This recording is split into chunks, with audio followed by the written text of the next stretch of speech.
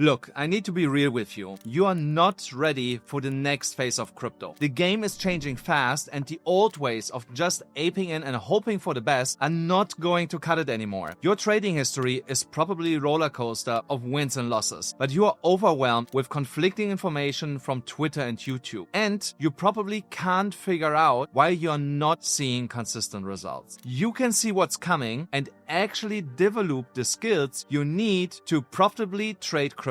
If you are wondering why you should listen to me, it's because I have been in your shoes. I went from being broke, sleeping on a mattress in an office basement, to turning $5,000 into over $2 million by developing a stupidly simple, rule-based trading system. I'm not a theorist. I'm a trader and I'm in the trenches of the markets every single day. I'm watching these shifts happen live and I'm seeing what's actually working right now. So in this video, I'm breaking down the 4 biggest changes coming to crypto so you can adapt and change before it's too late. The first change is the end of degen gambling. While a rule-based system is no longer optional, the days of just throwing money at random altcoins and getting lucky are pretty much over. Sure, it worked back in 2017, even in 2021, or in the wild meme coin cycle of 2023, but the market has matured. That kind of degen approach is just a surefire way to blow your account now. In the next phase of crypto, you're going to get rewarded for being disciplined, for being systematic, and for trading like a professional, not a gambler. If you really want to build a real income stream from trading, you need to treat this like a business and not like a casino. And that's where my rule-based trading system comes in. It's easy to follow, and even if you've only got a couple of weeks of trading experience, you can implement it. My rule-based trading plan is really simple. First, I identify the market direction using higher time frame structures, because I need to know whether the overall bias is bullish, bearish, or just ranging. Then I choose my trading time frame based on my trading style. So for example, for scalping, I use shorter time frames like the 1 to 50 minutes chart. Then for day trading, I use mid time frames, and for swing trading, I use higher time frames like the daily, the weekly, or even the monthly chart. Once I have direction and a time frame that I want to trade from, I look for my entry using either candlestick formations or chart patterns. Patterns give me structure and candles give me precision. Next, I build confluence using 3 to 4 indicators that support the same idea. So this will help me to validate whether the trade is high probability or actually not. And if one indicator disagrees, I don't force it. I just remove it from the overall confluence and rely on the majority of the overall signal. And finally, I'm gonna set my entry. I always make sure that I have a 1-to-3 risk to reward ratio and execute this with discipline. But this doesn't help me at all if I cannot navigate through all the noise that is out there. And this is the second big change, the information overload crisis, finding your signal in the noise. There has been more crypto content available than ever on Twitter, YouTube, Telegram, Discord, because everyone has an opinion, a chart, or a prediction right now. This has created a state of analysis paralysis for many traders out there. When you are to try to follow 20 different gurus, you end up with a messy, contradictory strategy that just doesn't work, because you jump from one indicator to the next, constantly second guessing yourself, and will never gain confidence in your trading. When I started to trade, I had only 2-3 people that I followed and I completely ignored the rest. Use other people's input only as invalidation or confirmation bias. And that brings us to the third biggest change, the psychology reset, trading with a plan, not with your emotions. The market is and always was a psychological battlefield between FOMO, fear, greed, and revenge trading. As the market gets more volatile, traders who haven't mastered their psychology will be the first ones to be shaken out. And you can have the best strategy in the world, but if you let your emotions drive your decisions, you will lose. You will buy the top out of FOMO, panic sell the bottom, and let losing trades run in the hope they will turn around. This is a complete recipe for disaster. Here's why I got it in 2021 all wrong. I was making per day $50,000 to $60,000 for 5 to 6 months and thought this will actually never end, which was already my first big mistake. I was barely journaling any trades, but since then I've completely changed my approach and started journaling. I know that might sound absolutely boring, but when you trade, boring is what prints money. I'm telling you, personally, I hate to journal all my trades. Nothing sounds to me more boring than opening an Excel spreadsheet or a journal tracker to meticulously record every trade and every every reason why I want to take this trade, including the outcome. But this is actually your holy grail to become long-term profitable. You can over time run profitability models on your trades and understand quickly which trading approach or system is the one that you should keep using. Fourth big change, the scaling mindset from small wins to a life-changing income. Making a few $100 here and there is not gonna change your life, but what you actually want is to turn these couple $100 wins into way bigger wins that actually will change your life and create a sustainable stream of income. So once you got the journaling part right and you know what consistently works, you can start looking at scaling your trades. You will find online that the overall idea is to risk only 1% approximately of your portfolio per trade, as that will give you as much as 500 to 1,000 chances to trade before you're actually gonna blow your account. That approach is in general okay,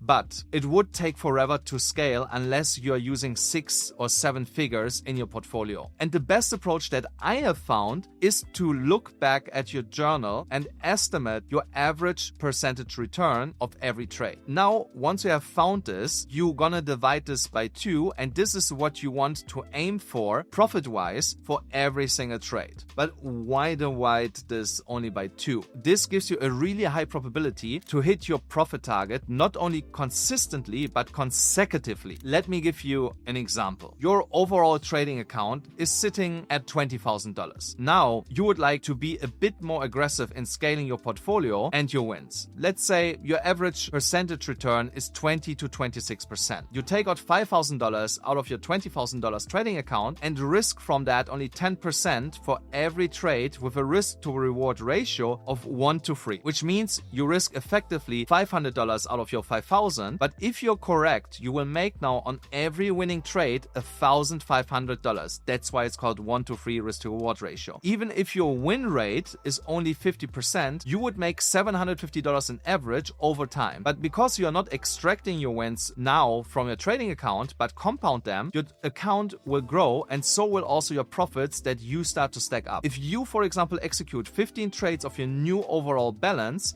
then this would result into roughly $20,000. So let's go back to the beginning. You're risking 10% of your new trading balance of $20,000 to make potentially, instead of only $1,500, now $6,000. Remember our risk to reward ratio here. This is the power of compounding, and it works with all sizes of accounts, no matter your starting point. The most important aspect for this to work is discipline and cold, consistent execution. Only then this will work. This is exactly what I did in the beginning when I had only $5,000. Now, if you have actually listened to everything I've just given you and start to apply it, you will genuinely be in a way better position than most people ever will in crypto. But if you're here and you're wondering how to start and then break out of that beginner phase, I made this video breaking down the 3-level framework that I would personally be following if I wanted to start trading crypto this year. See you over in the next one.